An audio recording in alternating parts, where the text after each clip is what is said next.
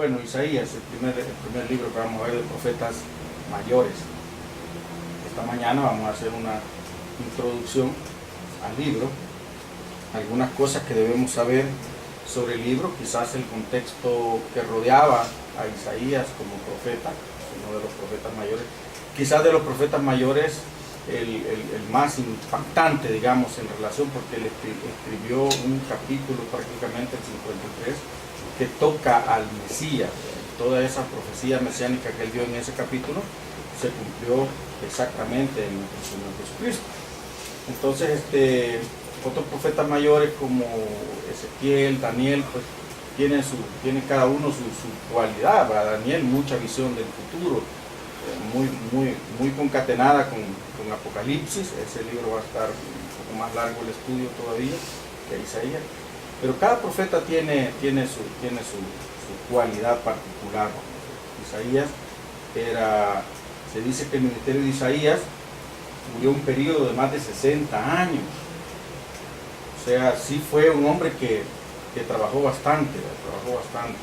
Y durante él estuvo profetizando al pueblo de Israel. Hubo 4 reyes en Israel.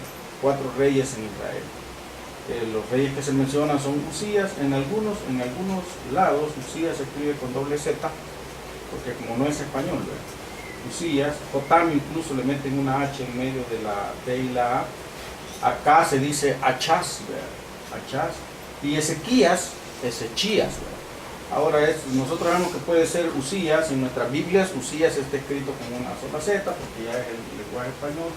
Jotam no tiene H, Achaz no tiene la H, sino que es Acaz, y Ezechías se escribe Ezequías. Son 4 reyes que estuvieron durante el ministerio de Isaías.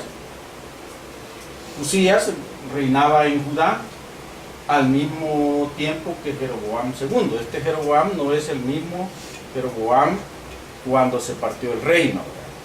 Cuando se partió el reino había un Jeroboam, pero este es un segundo Jeroboam que gobernó sobre Israel. Y estos fueron, tanto Usías como Jeroboam, se dice que fueron reyes grandes, poderosos, de reinados que no fueron tan cortos y reinados florecientes. O sea, llevaron tanto a Judá como a Israel a un estado económico, digamos, muy bueno. El profeta Amós se habla, mientras Isaías profetiza en un lado, Amós estaba predicando en Israel. Recuerda que dijimos que Isaías fue contemporáneo de Amós, de alguna forma, cuando estudiamos Amós. Isaías se desempeñaba con su función como profeta y estadista, y esto me gustó y por eso puse ahí entre paréntesis ese comentario. Un estadista, yo he oído hablar mucho sobre estadistas, ¿verdad? Y siempre me pregunté y nunca investigué qué es un estadista, ¿verdad? Porque dicen el estadista, refiriéndose a los presidentes generalmente lo dicen sobre los presidentes, ¿verdad? Es un estadista, este hombre es un estadista, o sea, un hombre que es un conocedor, experto en asuntos de Estado, o de gobierno, o de política. Así, a esas personas se les llama estadistas, personas que son expertas en asuntos de Estado, de gobierno o política. Entonces Isaías no solo se consideraba un profeta, ¿verdad?, sino que era un hombre bien preparado, un hombre que conocía muy bien la política, un hombre que conocía muy bien cómo manejaban el Estado de Judá, y entonces se consideró hasta casi como que él bien hubiese funcionado como un rey, vamos a decir, hubiese sido un buen gobernador de Judá. Su trabajo de parte de Dios fue ser profeta, pero además de eso fue un estadista, o sea, él conocía mucho cómo gobernaban el país y muchas cosas sobre política o relaciones con los otros países, las naciones vecinas. Isaías inicia su ministerio cuando termina el reinado de Usías. Ahí lo tenemos en el capítulo 6, versículo 1. Si usted va conmigo ahí al capítulo 6 de Isaías, versículo 1, ahí menciona cuando inicia el ministerio de Isaías. Y dice ahí: en el año que murió el rey Usías, vi yo al Señor sentado sobre un trono alto y sublime, y sus faldas llenaban el templo. Recuerda este pasaje, ¿verdad? Es muy muy impactante, porque aquí Isaías está diciendo, Isaías es un hombre piadoso, un hombre muy cercano a Dios, un hombre temeroso de Dios, y cuando se enfrenta a Dios dice, wow, he visto la gloria de Dios y aquí ya estoy por morirme, dice el versículo 5, ay de mí que soy muerto, porque siendo hombre inmundo de labios y habitando en medio de pueblo que tiene labios inmundos, han visto mis ojos al Rey Jehová de los ejércitos. La idea era esa, ¿eh? Desde Moisés, desde antes de Moisés, la imagen de Dios no podía ser vista por todo el mundo, no podía ser vista por nadie, porque es tanta la santidad de Dios que se cree que cuando un hombre impío, pecador, se pone frente a Dios, quien muere la santidad, la misma santidad de Dios lo mata, ¿verdad? A Moisés dice que Dios le permitió que viera su espalda, ¿verdad? Viera su espalda cuando Dios iba pasando, y Moisés lo que pudo ver fue sus lomos, dice el libro, ¿verdad? Pero no pudo estar cara a cara, sí hablaba con él, pero nunca pudo ver su imagen, ¿verdad? Su imagen. Entonces Usías muere, y cuando Usías está terminando su reinado, tiene Isaías esta visión, que es el llamado a ser el profeta, el llamado a ser profeta de Dios sobre el pueblo de Judá. Este rey Usías, fíjense que fue castigado con lepra, aunque él no fue un rey del todo malo, vamos a decir, pero llegó un momento en que como que se enloquece, y vamos al segundo de Crónicas, capítulo 26, para contextualizar quién fue este Usías. Segundo libro de Crónicas 26.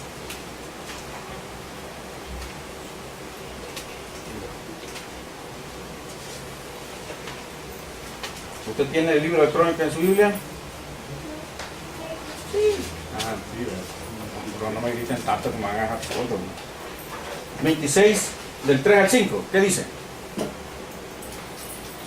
No, solo uno. De 16 años era Usías cuando comenzó a reinar.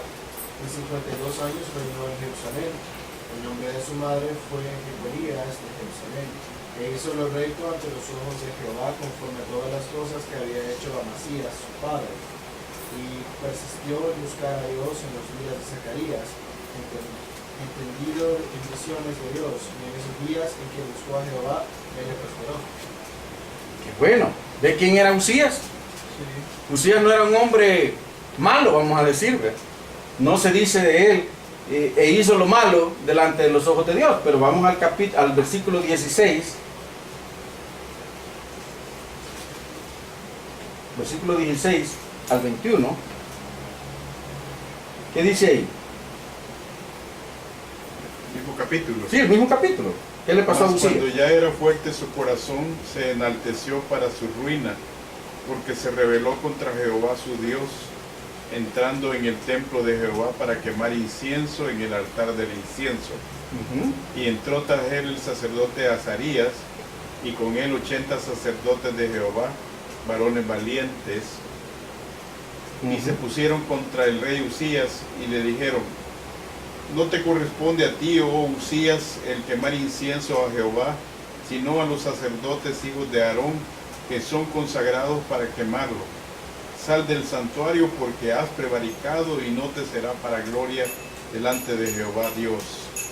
Entonces Usías teniendo en la mano un incensario para ofrecer incienso, se llenó de ira, y en su ira contra los sacerdotes, ¿qué sigue? y en su ira contra la lepra le brotó en la frente, delante de los sacerdotes en la casa de Jehová, junto al altar del incienso. Hasta ahí llegan. Fíjense que leímos del versículo 5 que él persistió en buscar a Dios, que era un hombre temeroso de Dios y que hizo lo recto ante los ojos de Jehová, conforme a todas las cosas que su papá había hecho. O sea, él fue bien enseñado en la búsqueda de Dios. Pero fíjese qué interesante. Mas cuando ya era fuerte, cuando ya Usías se sentía un gran rey, un poderoso rey, que había gobernado bien sobre el pueblo, que el pueblo lo amaba y que él podía hacer todo lo que se le antojara como rey, tenía mucho respeto, él ya se sentía grande, quizás empezó a sentir que él podía hacer todo lo que le diera la gana, porque total, él era el rey. Y dice aquí que un día se enalteció para su ruina y se rebeló contra Dios, porque el ministrar el altar no era dado para cualquiera dentro del templo. Por eso Dios había establecido una tribu especial llamada la tribu de Leví, que cada uno de ellos se iba a constituir en sacerdotes que iban a ofrecer sacrificio en el altar, que iban a quemar el incienso, que iban a cambiar los panes, que iban a hacer todo el ritual que se hacía dentro del templo a favor del pueblo y para pedirle perdón al Señor por los pecados del pueblo y por sus propios pecados. Pero no, ni el rey podía llegar a hacer eso.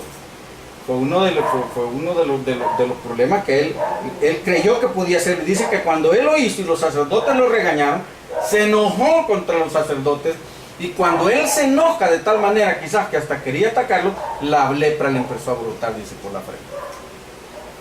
Y recuerde que el santuario era eso, era un lugar santo, y la lepra era una enfermedad que se creía que era como un castigo de Dios, era una maldición. Por lo tanto, ningún leproso podía entrar a los atrios del templo del Señor, ningún leproso podía entrar, menos a la casa de Dios. Entonces, y el rey estaba dentro de la casa de Dios llenándose de lepra, y por eso los sacerdotes lo sacan de ahí. Y así terminó, leproso.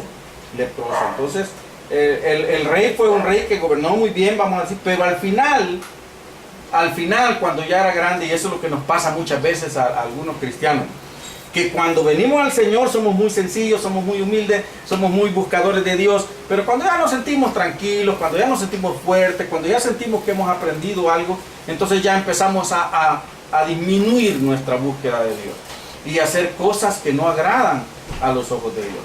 En este caso, el que el rey ofreciera incienso, aunque fuera el rey, eso no agradaba a los ojos de Dios, porque no era trabajo para él. Ese trabajo era para los sacerdotes. ¿Y qué le sucede? Por hacer cosas que Dios no le había pedido que hiciera, cayó lepra sobre su piel. Y así terminó sus días el rey Usías. Durante sus últimos días, el reinado de Usías lo asume su hijo Jotam. Del rey Jotam se habla en el capítulo 27 de este mismo libro que usted tiene ahí, versículos 1 y 2. Y dice que de 25 años era Jotam cuando comenzó a reinar. 16 años reinó en Jerusalén, no fue mucho tiempo el que estuvo reinando. El nombre de su madre fue Jerusa, hija de Sadoc, e hizo lo recto ante los ojos de Jehová, conforme a todas las cosas que había hecho Usías su padre, quitando la parte del querer quemar incienso. Salvo, dice, que no entró en el santuario de Jehová, pero el pueblo continuaba corrompiéndose. Aunque el rey era temeroso de Dios, el pueblo se seguía corrompiendo. Recuerden que Israel estuvo rodeado de mucha corrupción, de mucho pecado. Entonces se dice de Jotam que fue temeroso de Dios y fue fiel hasta el fin de sus días, a diferencia del papá, que fue temeroso de Dios, pero al final de sus días terminó desobedeciendo a Dios y muriendo leproso por esta causa. A Jotam, que era el hijo de Usías, le sucede el rey que lo llaman como idólatra Acaz o Achaz. Y a este le sucede su hijo Ezequías. Ahí están los reyes.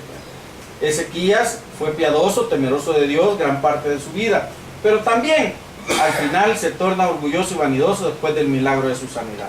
Este Ezequías es aquel que Dios le dijo: tú vas a morir, y prepárate que vas a morir, vas a entregar tu vida. Entonces él les dice: pero yo he sido fiel, y Dios le dice: te voy a regalar 15 años más.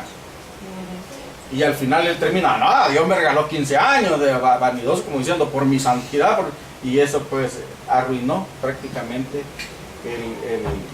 lo bueno que Ezequías pudo haber hecho. Esas son las cosas que muchas veces nosotros no meditamos, ¿verdad? Que podemos hacer muchas cosas buenas, pasarnos toda la vida prácticamente haciendo cosas buenas, pero de repente llega un momento en la vida en que nos sentimos como muy buenos, muy grandes, muy santos, muy limpios, y nos damos el permiso de hacer cosas que a Dios no le agradan. Y por una cosa que a Dios no le agrade, eso arruina todo, Hacia la mitad del ministerio de Isaías, el reino del norte, que era Israel, fue conquistado y llevado cautivo por Sargón II. Este era un rey asirio, por el año 721 a.C., siendo Oseas rey de Israel. La historia de Israel revela que este reino fue gobernado durante la vida de Isaías por hombres impíos e idólatras. la intriga, la conspiración, el asesinato, deponían a un rey tras otro. ¿Le parece conocida esa historia? Si la contextualizamos al momento nuestro, es bastante parecido lo que estaba sucediendo allá a lo que pasa en este tiempo hoy. Conspiración, asesinato, intriga, idolatría. La intervención asiria, o sea, el hecho de que Dios usara al pueblo asirio, si recuerda, Dios utiliza, dijimos en los profetas menores, vimos esto, que uno de los instrumentos de Dios para corregir a su pueblo fue la nación asiria. Y aunque no le gustaba, y por eso aquel profeta Jonás dijo, no hombre, ¿cómo voy a ir yo a predicar a esa ciudad si esa ciudad nos ha esclavizado, nos ha robado, nos ha matado? Y Dios me está mandando ahí a esa ciudad importante de los asirios cuando nos tienen subyugados. Entonces los asirios fueron un instrumento de Dios para corregir a su pueblo. Y esa ciudad toma por, vamos a decir, gobierna a Judá en el reinado de Manahem, que era en el segundo libro de Reyes, capítulo 15, se habla de este rey. Y fue sometida, aquí se menciona por primera vez que a Israel se le cobra impuesto. A las naciones que lo sometían le comienza a cobrar impuesto. En el segundo libro de Reyes, capítulo 15, si quiere vamos ahí al segundo libro de Reyes, para que veamos que este rey sí existió.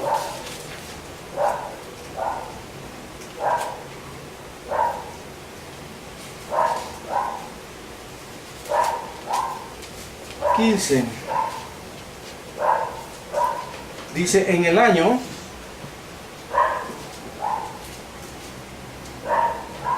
Manahem, 17, verso 17.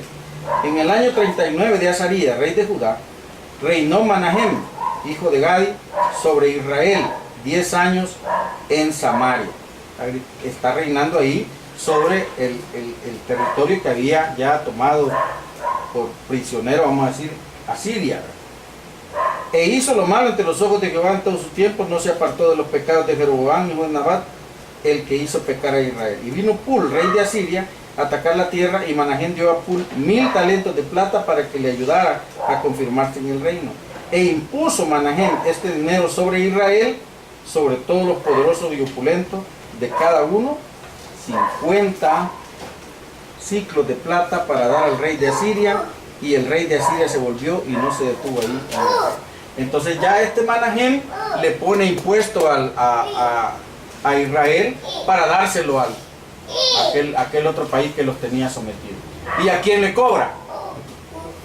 ¿A quién dice ahí que le cobra? ¿Oyó lo que dije, lo que leí? ¿A quién le cobra los impuestos? A los poderosos y opulentos. No se preocupe, pueblo, porque los que van a pagar el impuesto son los que más tienen. Al final, el que más tiene le cobra el impuesto al que menos tiene y le paga al otro. En total, al final siempre termina pagando el impuesto el que no tiene nada. Y esta es la historia que se ha venido repitiendo durante la historia. Parece feo lo que estoy diciendo, ¿no? Es peligroso, ¿no? Bueno, que Dios nos perdone. Estas invasiones aumentaron en poder y frecuencia hasta que la tribu de Neftalí fue tomada cautiva por un señor llamado Tiglat-Pileser III. Esta es cuestión histórica. Durante el reinado de un señor llamado Pecaía, del cual se habla en el segundo libro de Reyes 15:23. Oseas asesinó a otro, no va a creer que el mismo Peca era otro, no era el mismo Pecaía, y le sucedió en el trono, Oseas. Salmanasar, cuarto, invadió a Israel y sometió a Oseas a tributo también. Ya le gustó que le estuviera pagando tributo. Ya no solo era de que los vencí, los saqué, les quité y los hice trabajar para mí, sino que también ya les cobraban impuestos, Su rebelión y alianza con So, así se llamaba, era un rey de Egipto, disgustó terriblemente a Salmanasar, que era el rey de Asiria, quien sitió Samaria hasta que cayó en el año 721 antes de Cristo. Israel fue llevado en cautiverio a Asiria por Sargón, el sucesor de Salmanasar. Son datos históricos, son datos históricos. algunos de ellos, pues eso no se menciona ahí en la Biblia, pero son datos que están aparejados en la Biblia. Por eso digo yo que la Biblia no es un libro que alguien se inventó así casualmente, está cotejado por la historia, respaldado por la historia. ¿Quién era Isaías? Vamos a entrar ya con ese era el contexto, vamos a decir, político, socioeconómico que rodeaba a Judá e Israel cuando Isaías profetizó. Eso es bien importante saber en qué ambiente se movía el profeta, ¿verdad? Para entender el mensaje de Dios hacia los pueblos. Dice que Isaías era hijo de Amós, profeta. No era Amós con ese, sino Amós, ¿cómo dirían los españoles? Amós. Amós. Vale, tío, Amós. Bueno, con un tío llamado Amós. Y Isaías nace en Jerusalén, se cree que por el año 760 antes de Cristo. Predica por alrededor de 40 años en Judá, aunque su ministerio total ronda por los 60 años. Sus mensajes estaban dirigidos a reyes, príncipes y al pueblo común. O sea, su mensaje no solo estaba dirigido a los príncipes, a los reyes o al pueblo, estaba dirigido a todos. ¿Qué significa su nombre? Jehová ha salvado. Eso significa el nombre de Isaías. Jehová ha salvado. Y se cree que el nombre de Isaías está muy adecuado para él y para el mensaje que él tenía, tanto para su propio tiempo como para la consumación final de la redención. Fíjense que esto es algo bien importante. Bien importante. El mensaje de Isaías no se quedó solo en aquel tiempo, en aquel contexto, sino que traspasó los límites del tiempo y hay mucha de su profecía que todavía está por cumplirse y se va a cumplir hasta que el Señor venga por su iglesia. Isaías además dijimos que era un estadista de mucha habilidad, o sea, era un hombre muy conocedor de la política, muy conocedor de la forma de gobernar y actuaba con toda libertad como consejero de la nación. O sea, él podía acercarse a los reyes y darles un consejo de cómo manejar los asuntos políticos del Estado. Era casado, él no era soltero, era casado, tenía 2 hijos, uno de ellos se llamó Sear Hasub. Sear Hasub. Cuando usted tenga un hijo, póngale Sear Hasub. ¿Por qué le pusiste así? Porque así se llamaba uno de los hijos de Isaías. En el capítulo 7, versículo 3, Sear Hasub. Vení Sear Hasub. Se oye bien, pero tiene que mencionarlo así como hebreo. Y el otro, que está más bonito el nombre todavía, Maher-Salal Hashbaz. Maher-Salal Hashbaz. El segundo niño, póngale así. Entonces uno, vení para acá, Basito, le va a decir. Basito. Sear Hasub era el primer hijo, el capítulo 7, versículo 3. Y el otro, se habla de él en Maher-Salal Hashbaz, en el capítulo 8, versículos del 1 al 4. Cuyo nombre, junto con el suyo, dice, representaban un mensaje para el pueblo de Jerusalén. Vean el capítulo 8 de Isaías. ¿Por qué decimos esto? Que sus nombres significaban algo. Porque la misma palabra lo dice. En el versículo 18 del capítulo 8, dice ahí, he aquí, hablando Isaías, yo y los hijos que me dio Jehová, somos por señales y presagios en Israel, de parte de Jehová de los ejércitos, que mora en el monte de Sión. Casi como que él decía, yo soy un presagio, soy como diríamos nosotros, una palabra viva, y mis hijos representan lo mismo. Donde quiera que van mis hijos, están llevando un mensaje de Dios. Qué bueno sería que donde quiera que nosotros fuéramos, nos convirtiéramos en un mensaje de Dios que pudiera bendecir o pudiera hacer recapacitar al mundo que nos esté rodeando en ese momento. Eso era Isaías y sus hijos, Sear Hasub y Maher-Salal Hashbaz, los hijos de Isaías. Su capacidad, la capacidad de Isaías y preparación, era de lo mejor de su tiempo. O sea que Isaías no fue un profeta que fue sacado de cuidar cabras, como uno de los que vimos en los profetas menores. No fue sacado de ahí del campo, no era un hombre ignorante, era un hombre que estaba bien preparado.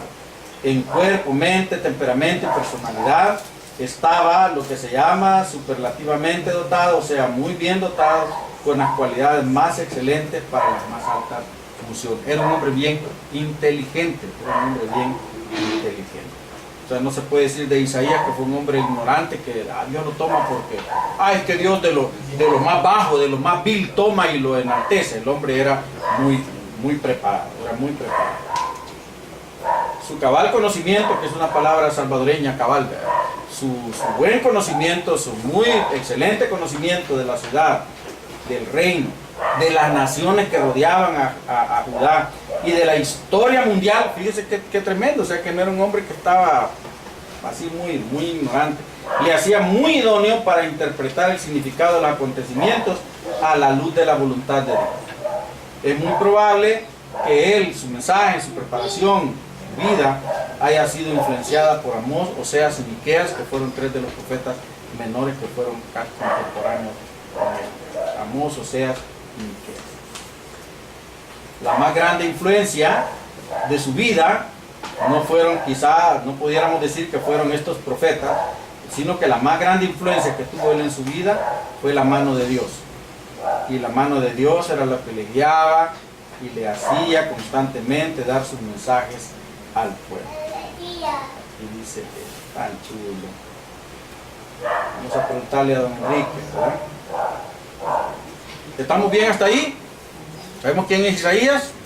¿Sabía muchas cosas de Isaías? Yo estoy aprendiendo mucho sobre Isaías. ¿Quién es ese hombre? Yo había leído el capítulo 53 y hasta ahí llegaba, ¿verdad? Y muchos pues no le poníamos mucha atención a todo lo demás. ¿Cuál es el tema de la profecía de Isaías? ¿Cuál es el tema de la profecía de Isaías? No vamos a decir del libro, sino de la profecía de Isaías. 35 capítulos están llenos de amonestaciones necesarias para el rey, para el poderoso, para el pueblo, por las condiciones políticas, morales y religiosas que envolvían el pueblo en ese tiempo. Al tratar estos asuntos de política, de moral y religión, el profeta se convierte en un predicador de la justicia. En su ministerio profético, la visión de Isaías abarca los siglos, no solo abarca un tiempo, el tiempo de su vida o el tiempo donde él ministró, donde él profetizó, sino dice que hasta hoy día algunas de sus profecías están por cumplirse cuando sea el reinado del Mesías en su segunda venida, en el milenio. Las consolaciones de la última parte del libro no encuentran cumplimiento más que en el reino milenario. O sea, casi es un libro como que está profetizando hacia el reino milenario. La razón de su punto de vista respecto del futuro no es difícil de comprender. En primer lugar, son verdaderas las palabras de Oseas cuando Oseas habla sobre la malvada inclinación de Israel, cuando dice Oseas: está mi pueblo adherido a la rebelión contra mí, dice Dios. O sea, su pueblo se ha vuelto rebelde y le gusta ser rebelde. Y esto es lo que pasaba también en el reino de Judá, donde estaba Isaías. El pueblo estaba adherido a la rebelión contra Dios. De poco servían, y por algún momento nada más, los llamados, advertencias y castigos de Dios. Hacían escarnio de sus mensajeros, los mataban algunos de ellos, menospreciaban su palabra y maltrataban a sus profetas, hasta que subió el furor o la ira, el enojo de Dios contra el pueblo y ya no hubo remedio. Esto está en 2 de Crónicas 36:16. Veamos qué es lo que termina esa historia. 2 de Crónicas 36:16.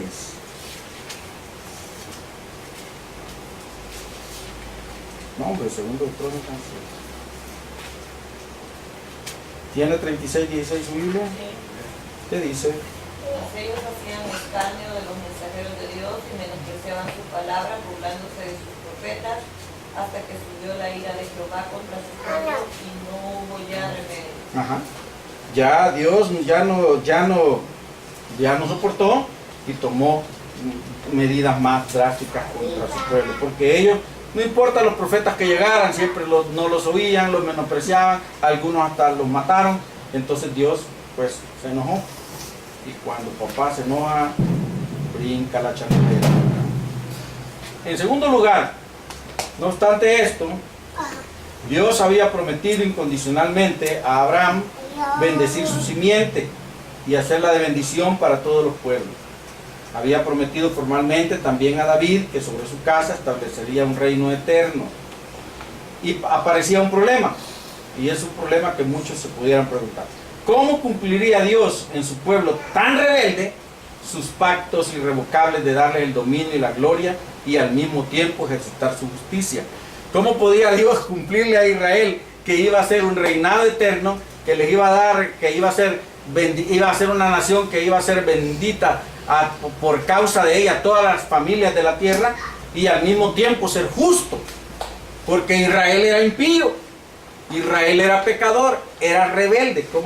¿Cómo se logra aceptar esto? ¿O cómo se puede esto poner ya en algo que sea factible, posible? Isaías revela su solución a este problema, y Cristo es la clave. De ahí que el punto céntrico de su libro es Cristo Jesús.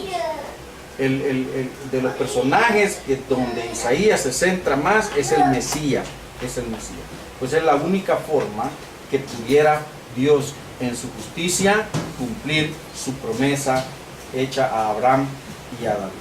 El centro del mensaje profético lo encontramos en la frase en aquel día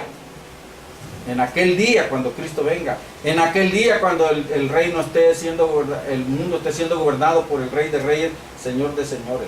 El día de Cristo en su glorioso advenimiento, su venida para ser el Rey de Israel, para regir al mundo como Rey de Reyes y Señor de Señores. Esa es la única forma como se pudiera entender que Dios pudiera cumplir sus promesas a un pueblo tan impío a través de el sacrificio de Jesucristo.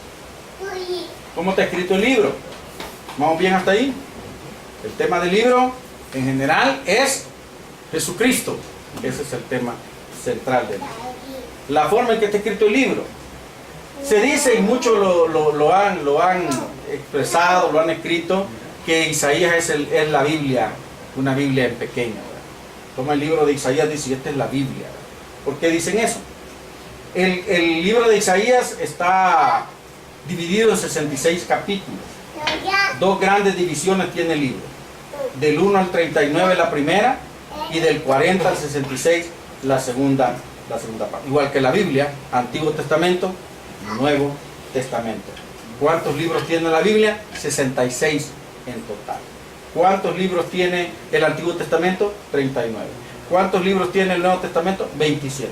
Y es lo que tiene la primera parte de Isaías, 39, y la segunda parte de Isaías, 27. Entonces concuerda con todo, y por eso la gente le va dando, aunque estoy seguro que la gente que dividió la Biblia en capítulos, porque estos libros no estaban divididos en capítulos, no pensó en eso, no dijeron, no, mira, hagamos de Isaías que sea cabal, que concuerde con el Antiguo Testamento. Pero no creo que hayan pensado eso. Sin embargo, está dividido en por su mensaje, está dividido de esa manera. En segundo lugar, por su mensaje, los primeros 39 capítulos son condenatorios y representan el mensaje de la ley y del juicio del Antiguo Testamento.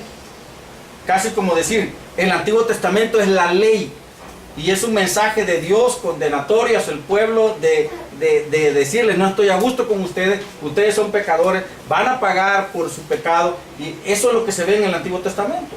Entonces, en los primeros 39 capítulos de Isaías hablan sobre el pecado de Israel, y Dios está remarcando eso. Los 27 capítulos que siguen, en la segunda parte, que se puede dividir por su mensaje, el libro, son consolatorios y representan el mensaje de la gracia y de la restauración al favor divino. O sea, el Nuevo Testamento, el nacimiento del Mesías y toda la vida del Mesías, el nacimiento y el crecimiento de la iglesia, y el libro de Apocalipsis, hasta que termina con que Dios está gobernando sobre su pueblo y la salvación por gracia. Entonces eso es el mensaje del capítulo 40 en adelante sobre Isaías, de Isaías. En tercer lugar, el libro se divide por sus doctrinas y presenta por cualquier parte la mayor de las verdades evangélicas. la salvación a través del Mesías. Ese es el mensaje más grande que tiene el libro de Isaías, la salvación a través del Mesías. Dice el Señor, yo vendré a vosotros y os salvaré. Eso dice el libro de Isaías. Posiblemente como Jeremías, Isaías se cree que tenía un secretario que escribía sus mensajes y así es como su mensaje ha sido preservado hasta el día. No era un hombre sencillo, por tanto deberá haber tenido, tal vez se cree que alguna persona, y mientras Isaías hablaba, alguien podía estar escribiendo su mensaje. Esto es el libro de Isaías como una introducción.